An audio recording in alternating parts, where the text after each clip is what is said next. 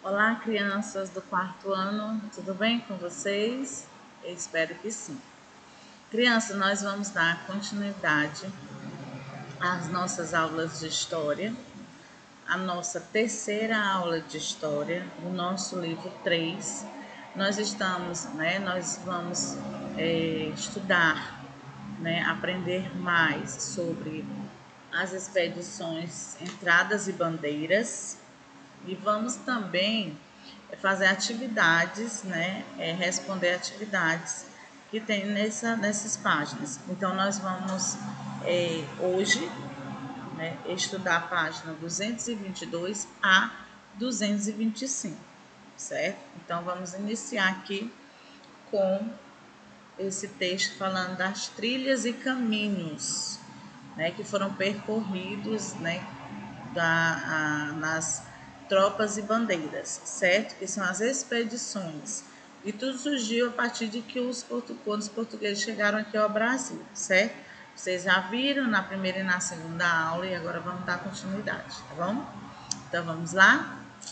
Olha só, trilhas e caminhos. Muito antes, da chegada dos colonizadores, os portugueses, que aqui eu já tinha falado agora quase há pouco, os indígenas tinham trilhas e caminhos que ligavam o litoral do interior ao interior do continente. Então, os indígenas, eles sabiam tudo, Até porque eles já estavam aqui quando os portugueses chegaram, Então, os indígenas, eles eles já estavam aqui, eles foram os primeiros habitantes, no período, antes dos portugueses chegarem aqui ao Brasil, certo?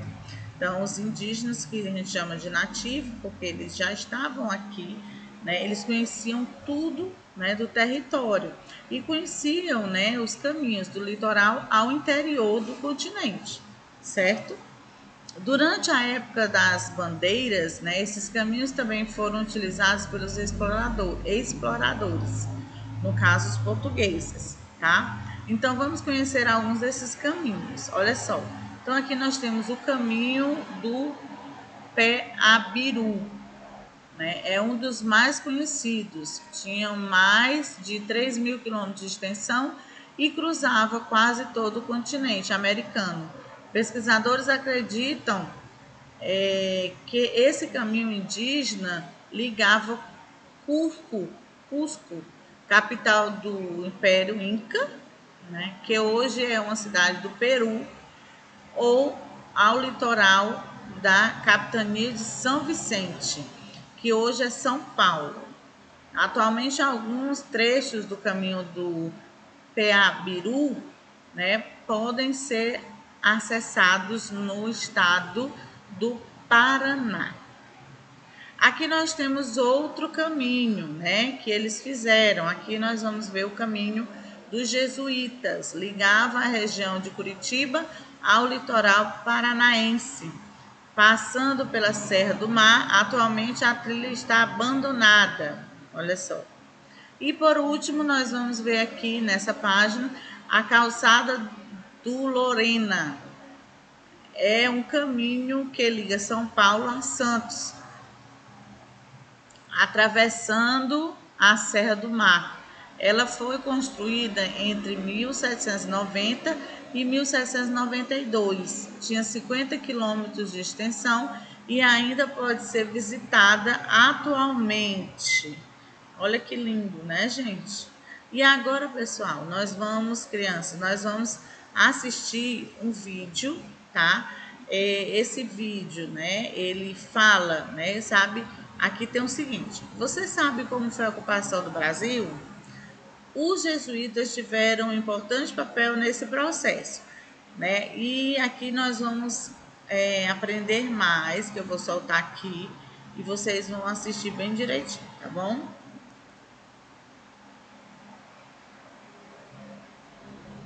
Mostrar o passado.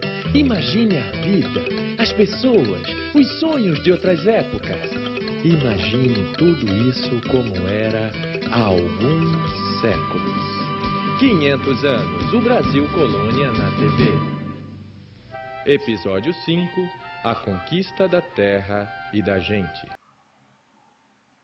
Claro que tem mais, né? Eu vou colocar novamente porque eu acho que no início não foi legal. Imagine a TV viajando no tempo para mostrar o passado.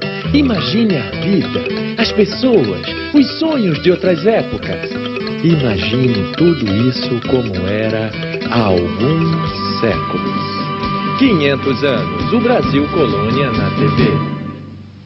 Episódio 5, a conquista da terra e da gente. Pronto, gente. Aí aqui tem um link, né? Siga o link e aprenda mais sobre. Então aqui, né, vai ter no livro de vocês tem um link, né? Tem uma mensagem, né, mostrando na página para que vocês sugerindo, né, para que vocês assistam, tá bom? Então vamos dar continuidade. Indígenas e jesuítas. Nas expedições como as entradas e as bandeiras ou as moções, os indígenas eram escravizados e forçados a desempenhar várias funções, como guia aos bandeirantes e carregar cargas. Muitas expedições tinham como objetivo encontrar mais indígenas para escravizar. Então, como vocês estão vendo, os indígenas eles mostravam o caminho, né, que já conhecia, e além disso eles eram escravizados. Eles eram forçados a fazer os trabalhos, né, levar peso e tudo. Então, olha só, aqui temos, né, os indígenas e temos eles sendo presos, né, para poder trabalhar para eles, né. Então, aqui vocês estão vendo soldados indígenas, né, escoltando os prisioneiros na região de Curitiba. Aqui nós temos os soldados, né? Eles prisioneiros, né? Os prisioneiros indígenas estão sendo escoltados até a região de Curitiba. Esse aqui foi pintado, né? No ano de 1830, tá? Então vocês vejam aí como era que acontecia realmente, né? Fora o que a gente não vê nas imagens, né, no conteúdo em si, mas a gente sabe que eles passaram por muita coisa, não é? Então, os padres jesuítas se opunham a escravizar, eles não queriam, né? Eles eram contra, tá? Essa escravização dos índios, tá, pessoal? Os jesuítas eram religiosos portugueses que vinham ao Brasil para divulgar a fé cristã e catequizar os povos nativos, quer dizer, os indígenas. Eles não conheciam a palavra, né, não sabiam o que era religião, e os jesuítas, né, eles vinham passar a catequizar eles e também ensinar, né, divulgar como era a fé deles, né, como era ser cristão, tá? Para isso, esses religiosos aprenderam as línguas dos nativos ou se comunicavam de maneiras criativas, né? Fazendo mímica, por exemplo. Alguns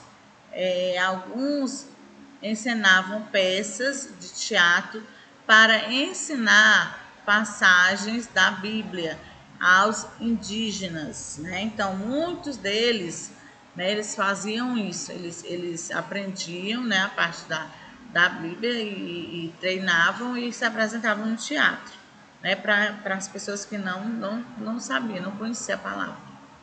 Aqui nós temos aqui o José Anchieta, tá, gente? Ó, uma foto dele, uma gravura, tá? E aqui tem falando sobre ele, né? Que o José Anchieta, ele foi um dos missionários jesuítas, né, mais conhecidos.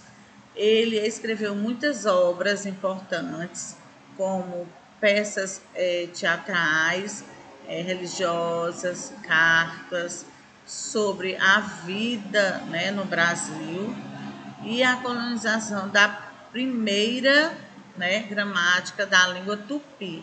Então eles viram, né, eles pegaram, né, conheceram, né, a carta, né, essas cartas sobre a vida do Brasil e da colônia e a primeira gramática da língua tupi.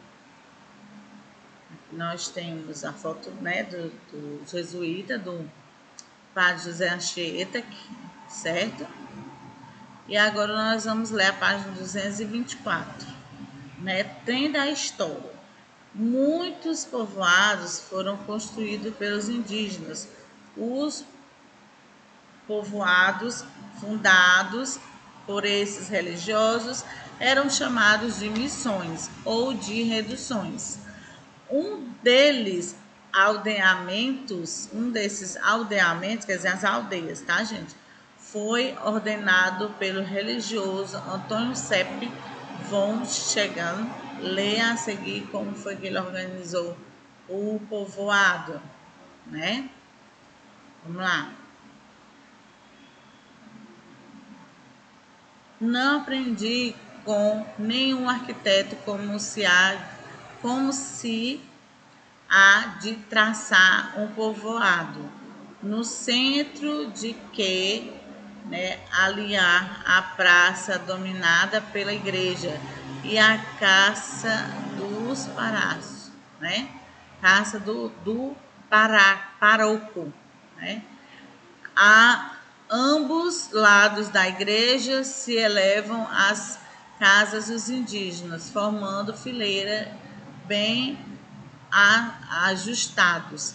Então, gente, o que é pároco? Paroco, aliás, é onde a igreja, a casa do padre, né? Que fica do lado da igreja, certo? Ou perto da igreja. Aqui nós temos um mapa, né? Um mapa de como estão as coisas, certo?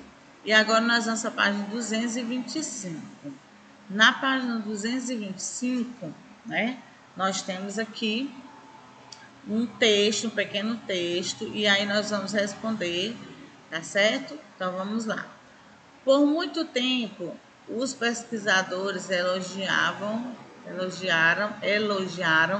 as expedições de bandeirantes pela contribuição delas à expedição do território brasileiro.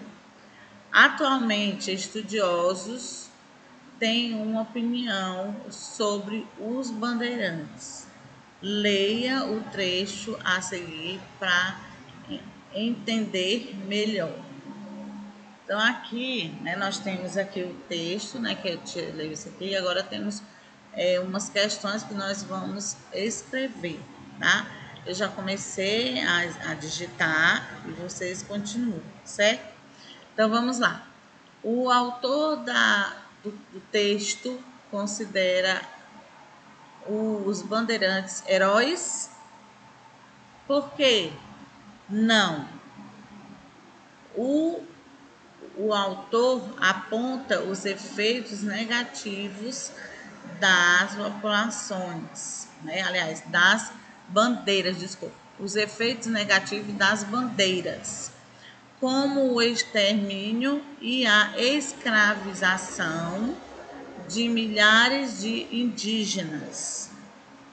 Aqui nós temos a questão B, né? Na questão B pergunta o seguinte: por que os bandeirantes foram considerados heróis por muitas pessoas? Porque eles desbravaram o interior do Brasil, chegando a região desconhecidas. Além disso, eles fundaram muitas estradas e cidades e encontraram riquezas. Vamos para a terceira questão, aliás, segunda questão. Na segunda fala o seguinte: relacione as expedições dos bandeirantes com os limites do território brasileiro. Então aqui nós temos as expedições dos bandeirantes avançaram pelo interior do atual território brasileiro, atravessando os limites do Tratado de Tordesilhas, assim ampliaram as fronteiras do Brasil.